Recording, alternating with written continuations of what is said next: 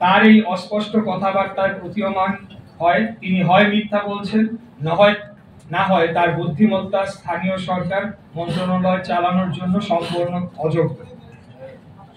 আসিফ বলেন, ইশরাক হোসেন অত্যন্ত দম্ভ ভরে ও অহংকারের সাথে সরকার কর্তৃক প্রশাসক হওয়ার প্রস্তাব প্রত্যাখ্যান করেছে।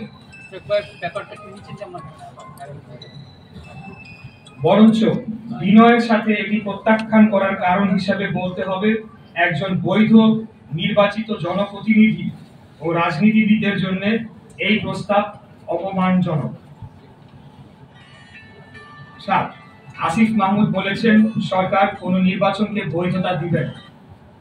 এটা কোন প্রক্রিয়ায় বাস্তবায়ন করা হবে এবং কবে, এটি প্রশ্ন রয়েছে। এখন পর্যন্ত তারা কোন কোন নির্বাচন অবৈধ ঘোষণা করতে পেরেছে? একটিও না। এর অর্থ এই দাঁড়ায়, বাংলাদেশের সুপ্রিম কোর্টের আপিল বিভাগ কর্তৃক বৈধতা বহাল রাখা গ্যাজেটকে পুরো অন্তর্বর্তীকালীন সরকার বৈধতা দিচ্ছে না বা মানছে না।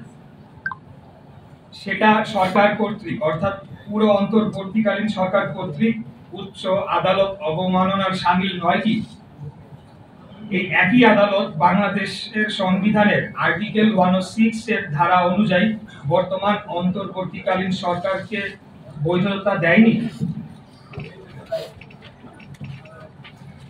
বরঞ্চ উল্লেখযোগ্য উদাহরণ হিসেবে ঢাকা দক্ষিণ সিটি নির্বাচন 2020 আমাদের মামলা ও রায়ের মাধ্যমে তৎকালীন নির্বাচনটির ফলাফল যে অবৈধভাবে ঘোষণা করা হয়েছিল সেটি প্রমাণিত হয় এবং ফলাফল সংশোধনের মাধ্যমে সেটি আরো সুদৃঢ় হয়েছে। আর অনেক জায়গায় কোনো নিয়োগ প্রক্রিয়া ছাড়া ওয়ার্ড সচিব হিসেবে এনসিপি সংশ্লিষ্ট ব্যক্তিদের নিয়োগ দেওয়া হয়েছে বলে অভিযোগ আছে, যা আইনত এবং সরকার পরিচালনার যে কোনো মানদণ্ডে অবৈধ। এরা কারা এবং কাদের স্বার্থ রক্ষা করছে, এই প্রশ্ন নগরবাসীর পক্ষ থেকে আমি করছি। এই অভিযোগ সত্য হলে এর পূর্ণাঙ্গ তালিকা জনসম্মুখে প্রকাশ করতে হবে। এবার আমি আপনাদেরকে বলতে চাই যে আমাদের আজকের এই প্রেস কনফারেন্সটি গতকাল করার কথা ছিল, কিন্তু আপনারা জানেন গতকাল নগর ভবনে একটি ন্যাক্কারজনক হামলার ঘটনা ঘটেছে। সেই বিষয়ে এবার আমি আপনাদেরকে বলব। গতকাল হামলার পরিকল্পনা ও বাস্তবায়ন করা হয়েছে স্থানীয় সরকার উপদেষ্টার ঘনিষ্ঠ হিসেবে সুপরিচিত কিছু দুর্নীতিবাজ কর্মকর্তাদের নেতৃত্বে। এরা কেউ কেউ নিজেদেরকে বিএনপি ঘরানার পরিচয় দিলেও তারা দলের কোনো পদে নেই। উপরন্তু তারা আওয়ামী ফ্যাসিস্ট আমলের মেয়রদের ঘনিষ্ঠ সহযোগী হিসাবে দুর্নীতি লুটপাট করেছে।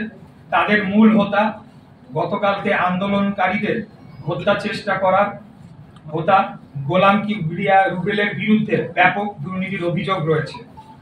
আসিফ মাহমুদ দায়িত্ব নেওয়ার পর রুবেল তার লুটপাটের হাতিয়ার হয়ে উঠেছিল বলে নগর ভবনের আনাচে কানাচে কথা হচ্ছে।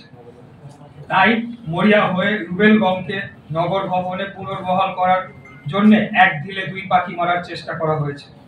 প্রকৌশল বিভাগের কুখ্যাত রুবেল একদিনও আন্দোলনে ছিল না, কিন্তু নিজেকে কোথাও কোথাও বিএনপির সমর্থক হিসেবে দাবি করে। তদবির করে কাজ ভাগাভাগির মাধ্যমে অবৈধ অর্থনৈতিক সুবিধা করে দেয় এনসিপি ও রাজনৈতিক কিছু নেতাদের।